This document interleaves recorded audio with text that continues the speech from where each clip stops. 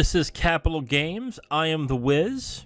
And I'm Zero. Zero, we are still going over the big stories and things that happened in 2022, and we are down to our last two topics. So why don't we get down to one of the main topics that we have left, and that is the release and popularity of the Steam Deck, Valve's Switch-like device that they released. Not released, but I guess became more widely available around February of this year. Since you are the one that actually got the Steam Deck this year, why don't we let you talk a little bit more about it? You've had it for 6 months, is that right? It'll be coming up on 6 months because I got mine officially in July 24th of 2022. Okay. And just pretty much Christmas Eve was literally 5 months. So I am creeping real quick up to the 6 month mark. Okay.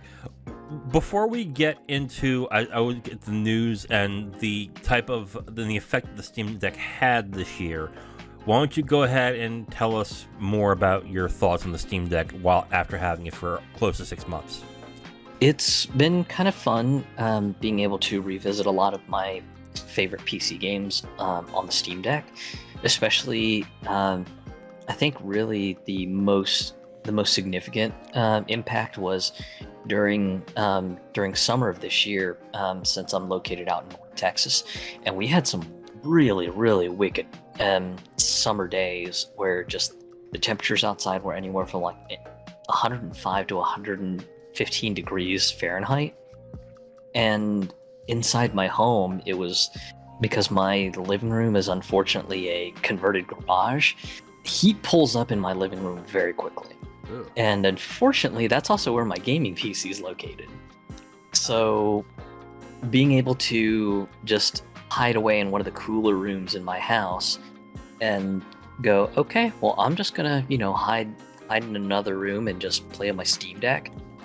It has been just an utter blessing to be able to do that. Just to go, okay, well, I'm gonna hide in my guest bedroom because that's the sun is currently not beaming down on that room, and I can hide from the heat there, and just being able to just kind of hang out in that room and play a game there has been just excellent. So it's been great for stuff like that. But in addition, there's also just the fact that a lot of the newer games that came out towards the later end of this year ended up being well optimized for the Steam Deck. So instead of, having a game just kind of chug or struggle to run on the Steam Deck, you had games that were just made to be optimized to run extremely well on the Steam Deck. So since it kind of revitalized my interest in PC gaming, much like kind of the Switch revitalized a lot of my interest in console gaming, because with the Switch I was just like, oh cool, I get to take my gaming everywhere, and when I want the big screen experience I can just plug it to my Switch dock and just have it sync up to my TV.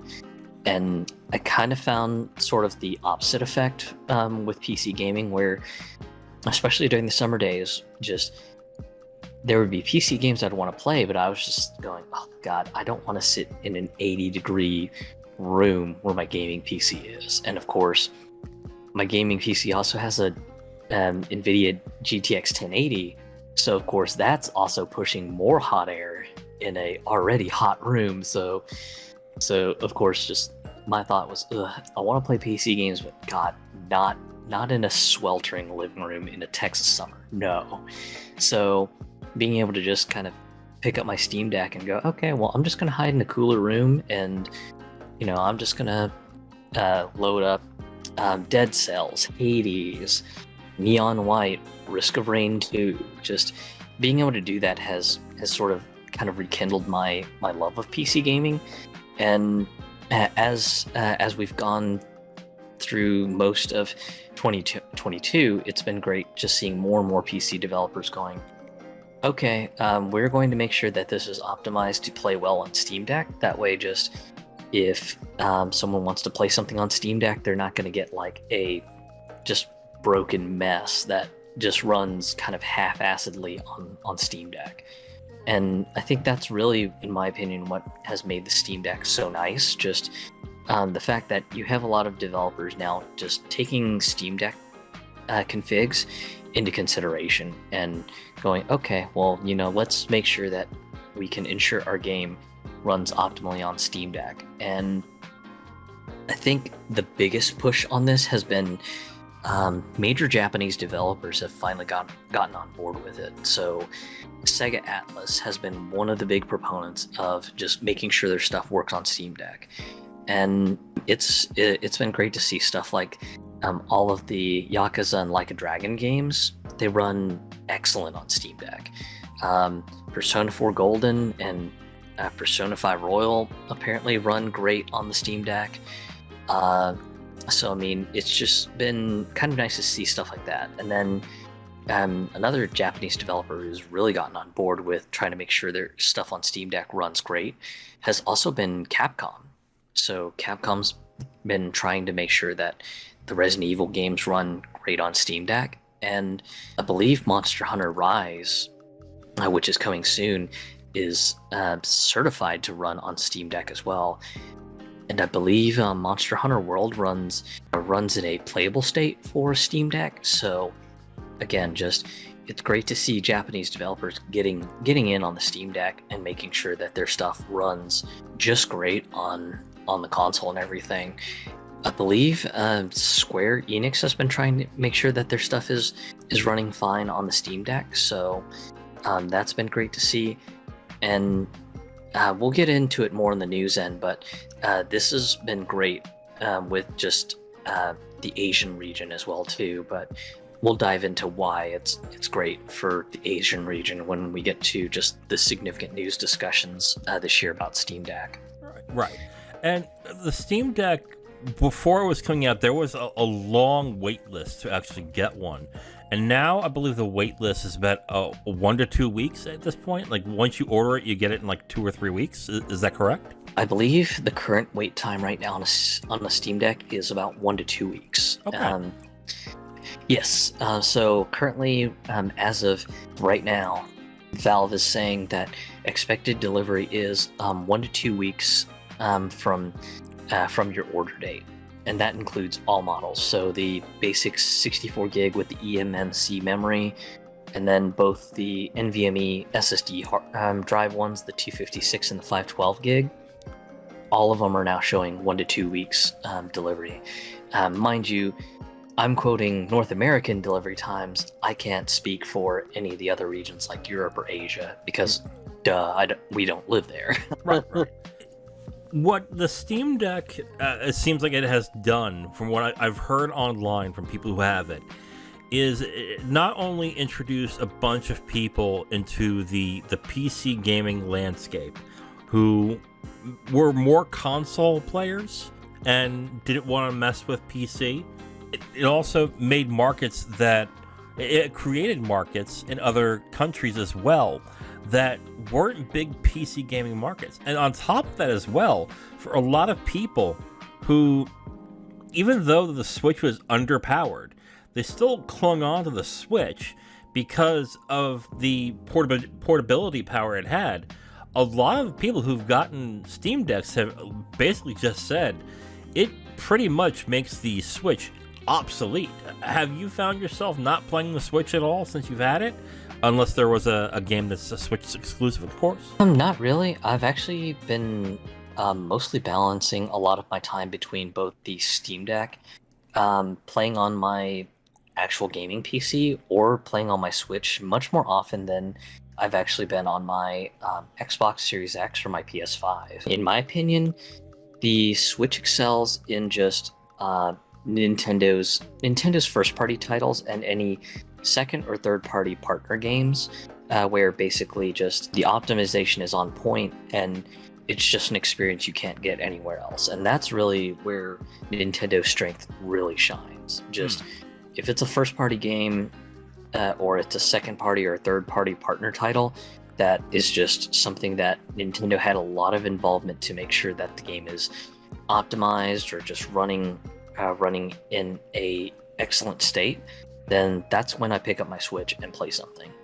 And then as far as PC stuff, it's mostly been me playing stuff that either is known to be confirmed as Steam Deck verified, or is in the Steam Deck playable state that even though it says playable, the game is just 100% functional.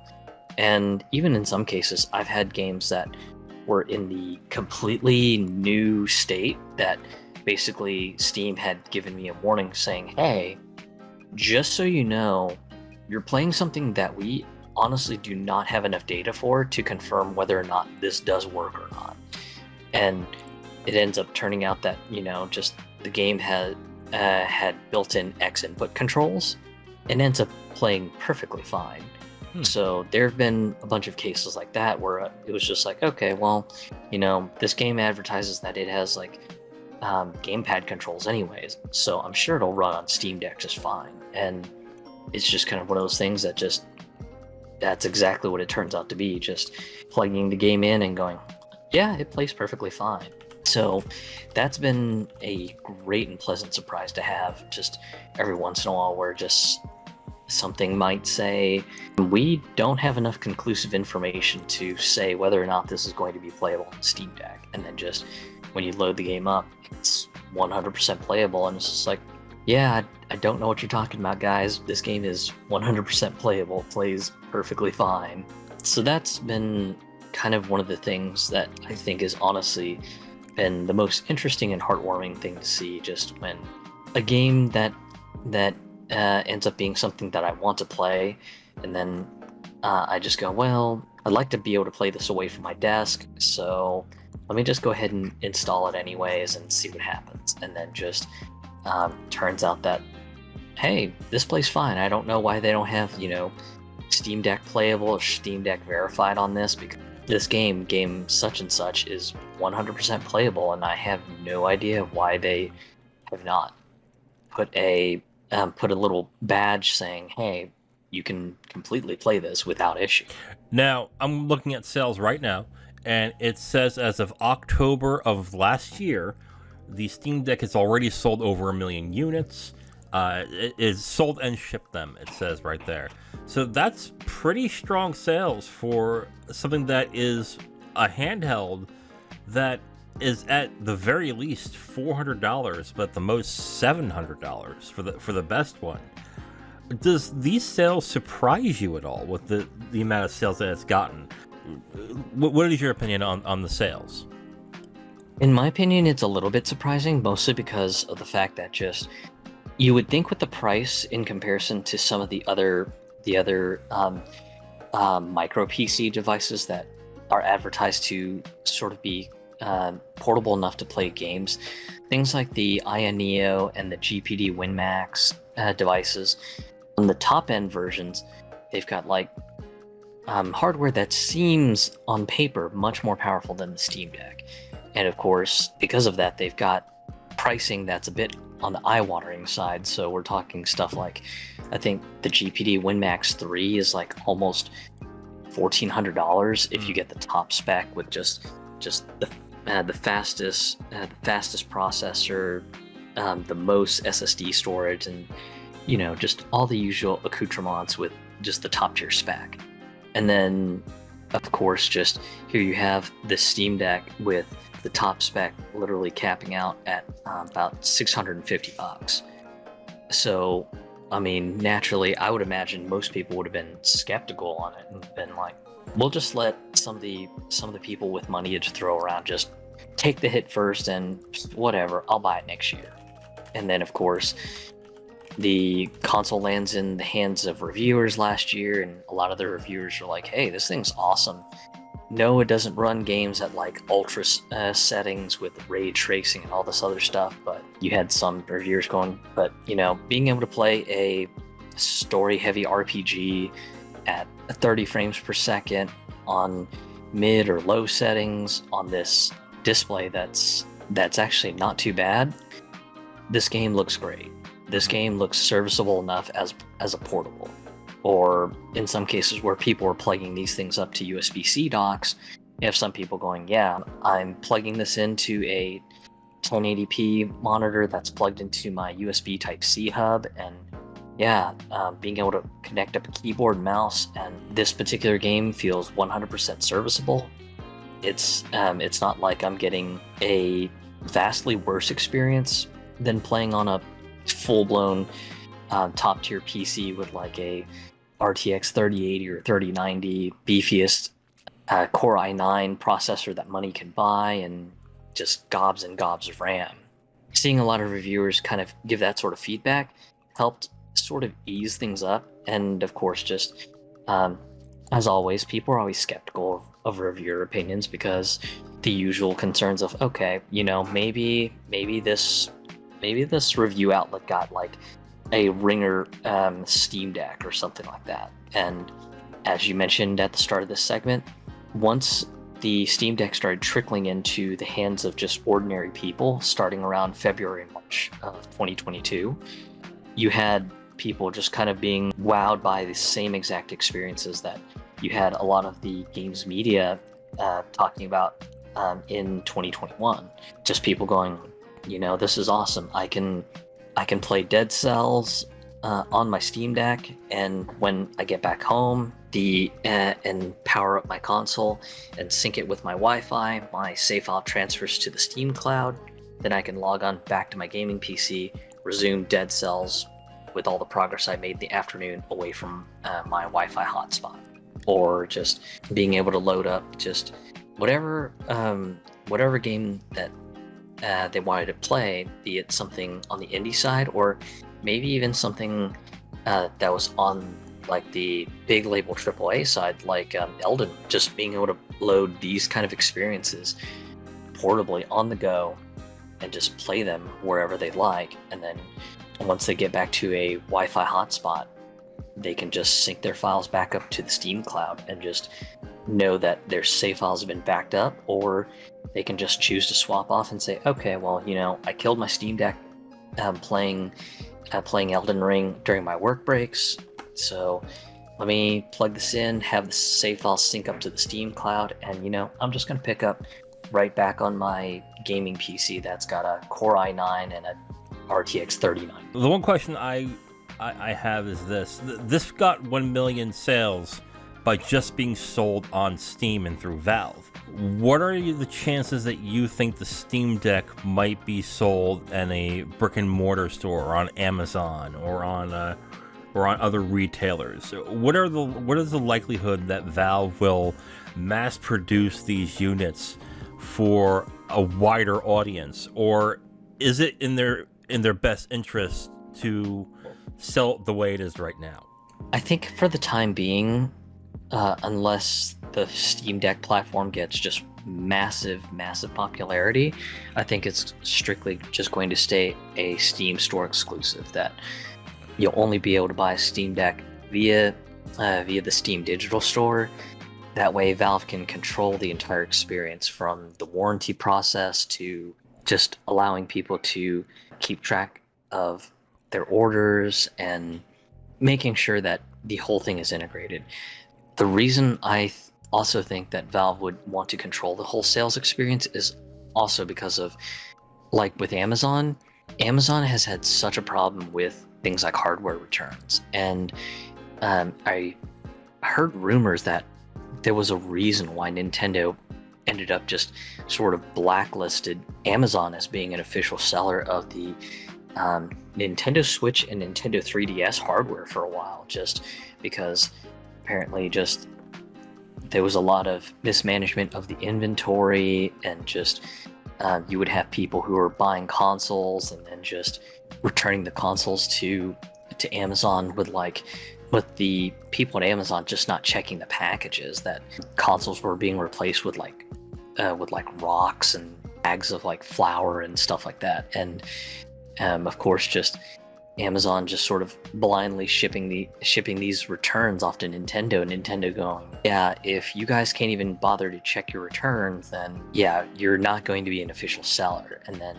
Amazon having to basically be a lot more stricter with things like console returns for Nintendo consoles, that finally Nintendo was like, okay, you've done good, so you can now officially sell consoles, but you need to really police people's listings. And if someone's doing a third-party listing where they're selling their Nintendo console, you better make damn sure that people know that this is not an official Amazon listing, that this is someone running their own Amazon store to list something. And I fear that if they were to partner up with Amazon on this, that I could see sort of a similar thing sort of kicking up, where you'll have people going, sweet, let me buy a Steam Deck from Amazon, but since we know Amazon is just shitty at checking returns, I'll just put like a few slabs of stone inside my Steam Deck box, return it to Amazon, and Amazon will be none the wiser. Great, I'll get my money back, and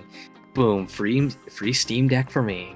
So, and then of course, I imagine just the headache Valve would have to deal with if Amazon were to go, yeah, so we had a whole bunch of like Steam Deck returns, and then Valve to get the Steam Decks back and go, what the shit is this, Amazon? This is a whole bunch of boxes that have like stones, bags of sand, and bags of flour. These are clearly not Steam Decks. And then Amazon to turn to Valve and go, not our problem. These were the returns we got, and we verified that these were legit. How do we know that you didn't swap them?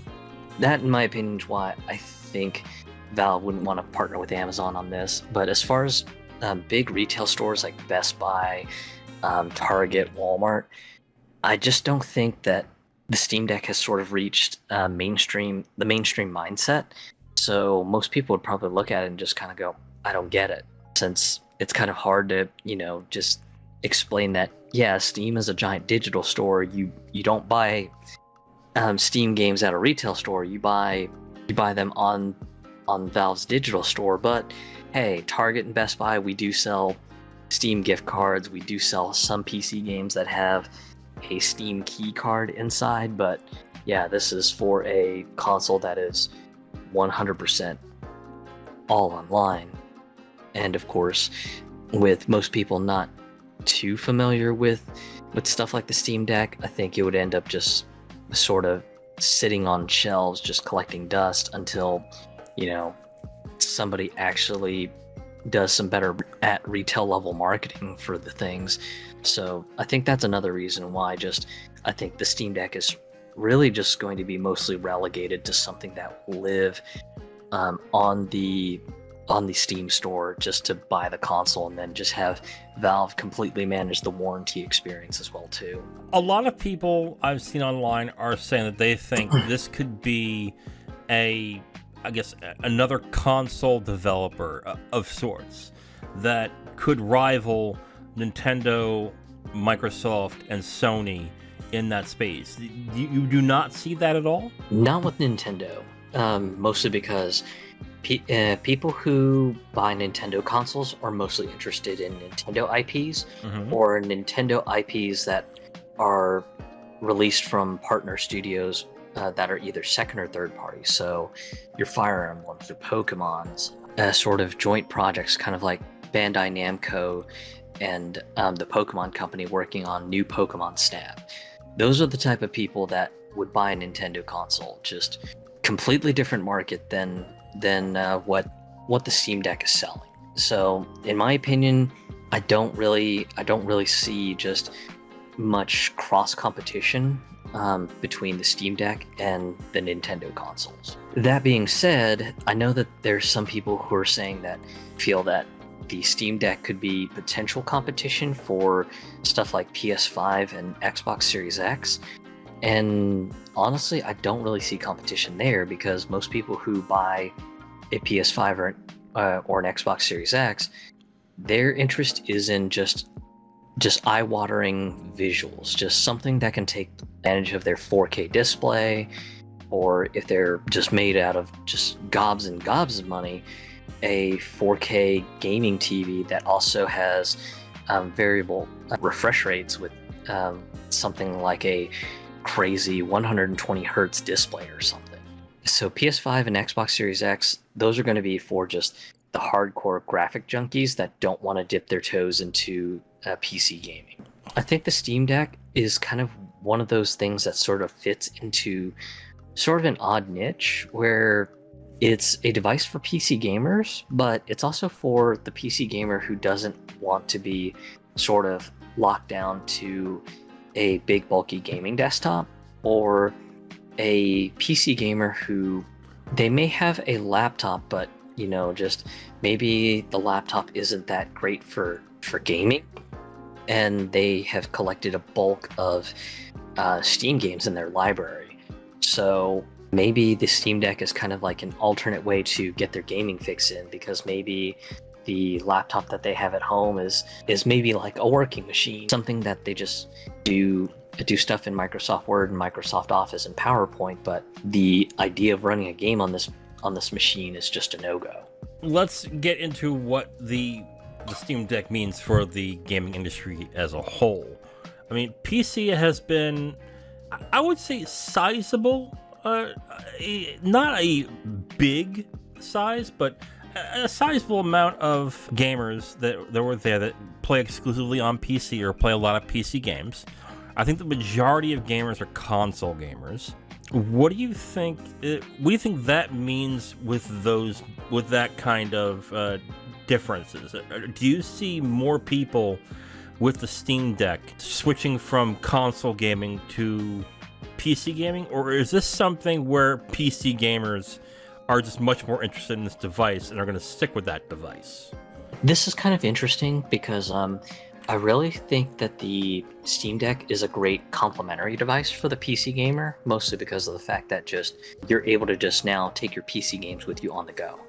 I think it's also, in a sense, a complementary device for console gamers as well too, because instead of having to pick and choose and worry about like the configuration of a gaming PC, or just making sure that if you're buying either a pre-built gaming PC or a pre-built gaming laptop, making sure that you're buying the right configuration that is optimal for gaming, the Steam Deck eliminates all of that by saying, hey, this is a device that is made for PC gaming. It's got a base spec that will cover most PC games. It may not cover all PC games, but it'll play the majority of things out there in the market.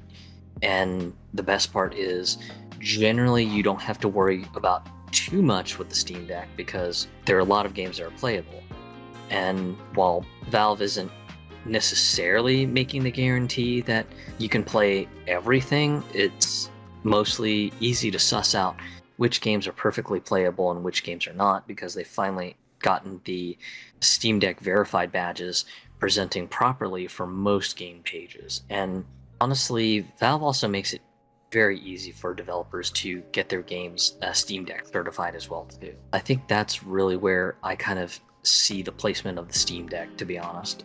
What would you say is the thing about the Steam Deck that is the most important point that we should get across to everybody as to its importance for this past year? I think really the biggest piece of importance with regards to the Steam Deck is that it has really gotten the attention of just a lot of big label video game developers, and to really start considering making their PC releases playable on Steam Deck. In my opinion, I think that's a net good, especially with where things are going with GPUs and hand-built gaming desktops these days, because the 30 series ended up being quite expensive due to just many circumstances that had happened during COVID times. And then, of course, in the last quarter of 2023, you've got NVIDIA releasing their new 40 series cards, the 4090, 4080, the soon-to-be released 4070 Ti that was formerly known as the 4080 12 gig.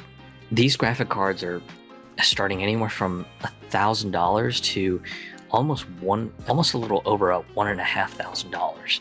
And if you live in regions like Australia or Europe, something like a 4090 could easily be anywhere from like 2,200 euros to 2,600 Australian dollars. So it's a big leap in price, whereas Steam Deck get the top spec for $650.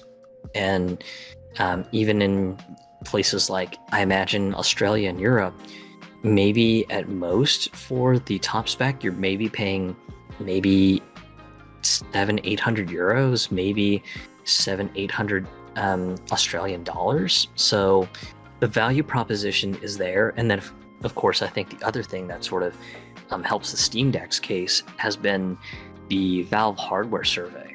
The Valve hardware survey has shown that the graphic cards that people are using the most has been the GTX 1650, and then also you've got some of the 10 series cards that are banging around too, so like the 1070 and the 1080s. Because the Steam Deck has its own RDNA 2 based graphics card from AMD, that's also been sort of appearing in the most used GPUs and the Steam hardware survey. So of course, now you have developers seeing this sort of data on Steam and going, ooh, okay, so we've got a lot of people using this AMD RDNA 2 card. Okay, well, I guess we should start trying to make games that are optimized for a setting that can use this RDNA 2 graphics card that's clearly inside the Steam Deck. It's been great to see. And then, of course, like I mentioned earlier, you've got Japanese developers who are now going out of their way to make sure that the Steam Deck actually can play some of the titles that they're releasing for it. And this actually came to a head in around the August timeframe when the Tokyo Game Show was happening in 2022. And this was where Valve did their homework and made sure that they had a massive booth presence over at the Tokyo Game Show. So tons of Steam Deck demo units for people to get their hands on it, to play on the device itself. And you had their major partners who were really doing some serious optimization work on making sure that their games ran on Steam Deck at the Tokyo Game Show. So developers like Sega and Capcom, they were right at the forefront with stuff ready for the demo booth for people to play on Steam Deck and to be able to get a feel for it and go, holy cow, this stuff runs great. This in turn has gotten a bunch of other Japanese game developers, both indie and major label, very interested in the Steam Deck, because for the longest while, things like PC gaming were still relegated as sort of a very, very geeky niche that you had to be just a hardcore, for lack of a better English equivalency language-wise, you'd have to be an extreme geek to be into PC gaming in Japan. Mm-hmm. And for a device that basically is a gaming PC, but makes the experience as just easy as a console, where all you just do is buy this console-like device, log onto the Steam store, directly purchase your games, download them, and then you're off to the races. Now you have Japanese developers kind of seeing the potential money flow from this, going, holy cow, we could potentially make money out of making a PC release, because this Steam Deck thing makes it easy to basically target a single universal config that a lot of people will have. We don't have to go too crazy on, trying to figure out what settings most people are going to have. Valve has all this metric data available for all of us developers to use. And now that you've got this Steam Deck thing just kind of showing people that, you don't need a giant gaming desktop in Japan, and then subsequently in other Asian countries, that you don't really need a giant gaming tower just to play computer games now. Now you've got Japanese developers who are now very interested in making stuff for the Steam Deck. And I think what was interesting to see is just a lot of developers just at the Tokyo Game Show who either talked directly with some of the Valve personnel or just saw other big name labels having their stuff playable on Steam Deck, had just gotten just the idea of, hey, maybe we should really start looking into doing PC ports, because you have this device that makes it super easy to get into, and with that, a lot of people could start buying this thing up. And I think you got to see a little bit of a taste of this a little bit after the Tokyo Game Show, because before Tokyo Game Show, Japan wasn't even in the top 100 countries that were active on Steam. That was how it started before Tokyo Game Show. After the announcement that Steam Deck would be selling in the Asia region, and also Valve having a major booth presence over at the Tokyo Game Show, Japan went from not being even on the top 100 list of active countries on Steam to now one of the top 8, just kind of almost overnight. I take that as kind of a sign that the Steam Deck has really, really made some major waves in regions like Asia now, where just, again, PC gaming used to be sort of a really geeky sort of anomaly sort of platform, because most people in Asia just get a console and call it done. But here you have a console-like PC that makes PC gaming mostly easy to get into. And now you've got people who ordinarily probably would have never shopped on Valve's Steam store, now being very interested in the Steam store. So you foresee that more developers are going to start doing more, I guess, robust PC titles or PC ports to coincide with the Steam Deck.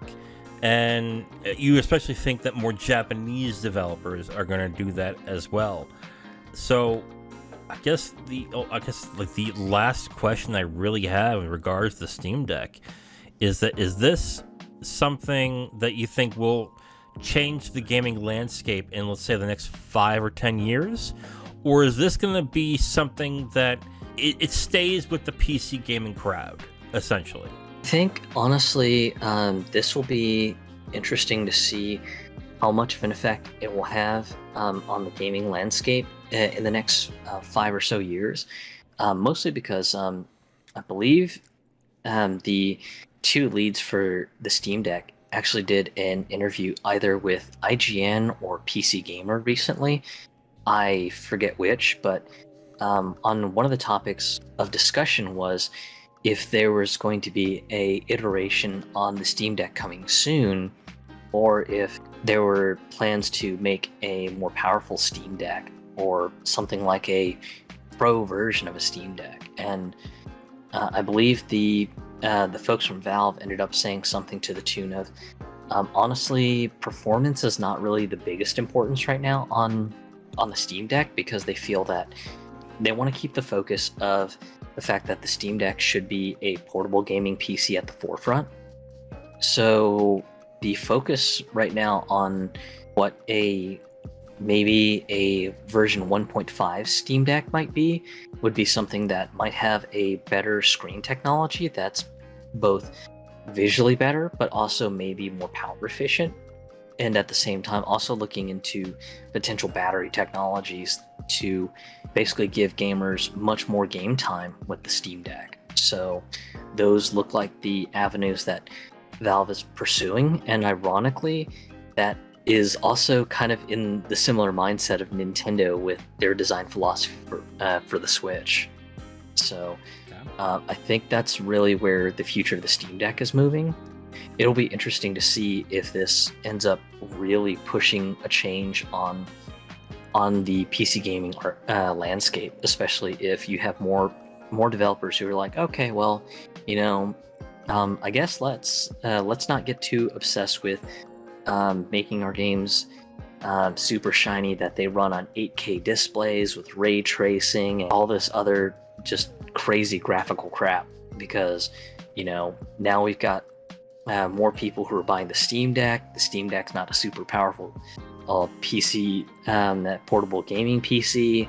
So, maybe let's focus our efforts on making a graphic setting that just runs the game serviceably, but still looks pretty enough that when you play it on the 7-ish inch screen that the Steam Deck has, it doesn't look like complete crap. I'm just going to take a stab here at what I think the future of the Steam Deck will be going through 2023. I think by the end of the year it will hit 2 million, and then I would say Game Awards time, or maybe slightly before then, they'll announce an update to the Steam Deck with better specs, and maybe some refinements in there as well. What are your thoughts? What do you think 2023 is going to be like? Honestly, maybe they might have an announcement, but if the announcement is a device that has like better specs and stuff like that, I don't think it'll be a Steam Deck sequel, but I think it might be kind of like a Steam Deck Pro, just maybe something that might be a little bit more enthusiast targeted. So maybe a beefier processor, maybe a beefier graphic card that uses AMD's RDNA 3 technology, maybe better battery optimization because they've got the SteamOS running a little better, and they've got some optimization tricks under the hood that they can leverage. Maybe they use fans that have better power efficiency that can run faster but consume less electricity. The sky's kind of the limit. And but yeah, I definitely think that there is a possibility that towards the end of 2023, maybe before or during the Game Awards, you could possibly see Valve making an announcement of a slightly more powerful Steam Deck. Yeah, I don't think it's going to be a Steam Deck 2 or a Steam Deck Pro. I just think that they are maybe along the lines of what they do with the iPhone or like with cell phones and stuff like that. Just say, oh, we're updating it. We're giving it a slight bump in power. We're giving it a little more RAM and do it along those lines. I don't think they're just going to say, oh, new Steam Deck, we're doing something wildly different. I think this is going to be an iterative process. And it's not going to be like, if you don't have this one, games just won't. If you don't have this one, it's not going to be like a marked improvement. It will be a, how do I put this? Just like with cell phones. Like, if you want the best one, here it is. But it's not going to be such a marked difference that you're going to feel gypped if you have the earlier ones, is how I would put it, really. I think what I would like to see happen a little bit more is maybe to see games that have some sort of proprietary anti-cheat, to maybe try to either update their anti-cheat to a version that plays nicely with Linux, because the Steam Deck uses SteamOS, but games that don't have a native Linux version, then the Steam Deck will use Proton as an emulation layer to basically emulate Windows in a sense to get these games to run. The problem is, right now you have some games that use some sort of anti-cheat, and when the anti-cheat detects some sort of weirdness that, you know, you've got an OS on top of an OS, then the anti-cheat will freak out and in some cases can result in you getting banned. A big example game that I would like to see updated would be Destiny 2. Destiny 2's anti-cheat is an old version, but I believe that it's using the same anti-cheat as games like Ark, the little survival game. And the most updated version of Ark actually uses an updated version of anti-cheat that actually plays nicely with the Steam Deck. And of course, you've had a outcry from the Destiny community saying, hey, Bungie, so can we get an update on the anti-cheat? Because a lot of us would love to play Destiny 2 on a Steam Deck. And of course, they've just kind of pushed back with, no, you know, we don't really want to get too into the nitty-gritty of sharing our plans on how we plan to update Destiny 2. But I think what made things sting even worse for Destiny 2 players with Steam Decks is Valve also clarified by saying, if you're thinking about playing Destiny 2 on your Steam Deck, know that you are doing so at your own risk, because if you tamper with the files in a way that we don't like, then we can just hard ban your account for under the reason of cheating. So, of course, that has a lot of Destiny 2 players with Steam Decks kind of spooked, because, of course, you've got some people who posted tutorials going, hey, you know, if you want to get Destiny 2 running on your Steam Deck, here's how you do it. And of course, while the guides say that everything's fine now, nothing is stopping Bungie from just flipping a switch and going, oh yeah, so this particular way of running Destiny 2 on the Steam Deck, yeah, it's verboten, it's bad, just anyone who we catch doing this, we are instantly just banning your Destiny 2 account. So kind of a shame to see that, but again, it is their game. They can do whatever they want with it. But yeah, I would like to see many more developers that have multiplayer games maybe look into ways to ensuring that their anti-cheat solutions do play better with Steam Deck, because that's just another great avenue for anyone who really likes to play multiplayer stuff on Steam Deck to be able to play what they want on their Steam Deck without issue. And an example of a game that does have anti-cheat and runs on Steam Deck would be Apex Legends. Game runs great on Steam Deck, and also just the anti-cheat has no problem with Steam Deck. Yes, we're going to end it there with regards to the Steam Deck. It's going to be interesting to see what happens in 2023 with this device, if they decide to update it or more games start to become available on it. So we will look forward to that. Zero, thank you for talking about the Steam Deck. Yep, thank you for having this segment to close out the year. All right. We're going to have another episode coming up shortly, so stay tuned for that. Until then, I am The Wiz. And I'm Zero. We'll talk to you next time. Thank you for checking out Capital Games, where we cover the business side of the video game industry. Please like, subscribe, and comment if you enjoyed the video. You can also subscribe to the podcast if you prefer to have it on your podcast feed. And check us out on our socials and email us if you have a question, comment, or suggestion. Thank you for watching and listening. We'll hear from you next time.